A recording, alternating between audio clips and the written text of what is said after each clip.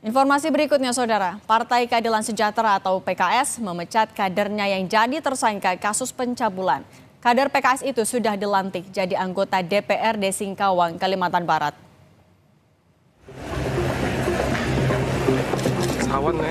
Partai Keadilan Sejahtera PKS memecat kadernya Herman yang dilantik sebagai anggota DPRD Singkawang, padahal berstatus sebagai tersangka pencabulan anak.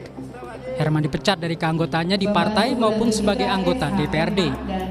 Sebelumnya Herman tetap dilantik sebagai anggota DPRD Singkawang, Kalimantan Barat pada 17 September 2024. KPU Singkawang menyebut berdasarkan aturan, pelantikan bisa ditunda jika caleg terpilih menjalani pidana penjara atau ditetapkan sebagai tersangka dugaan tindak pidana korupsi.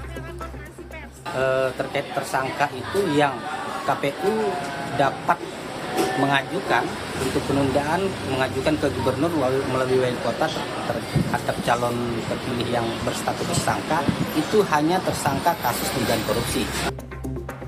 Polres Singkawang meningkatkan status Herman jadi tersangka dugaan pencabulan setelah memeriksa 5 saksi, termasuk saksi ahli psikologi dan hasil visum dari rumah sakit.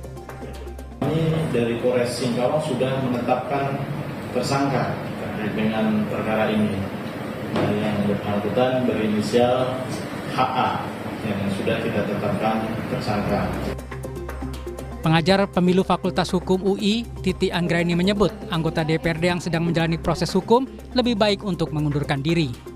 Pertama, dari si pribadi calon itu sendiri ya, untuk kemudian secara sadar penuh melakukan pengunduran diri atau setidak-tidaknya nonaktif sementara untuk mengikuti proses hukum secara betul-betul penuh.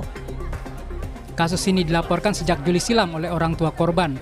Dalam proses penyidikan, Herman kemudian ditetapkan sebagai tersangka pada Agustus lalu. Tim Liputan Kompas TV.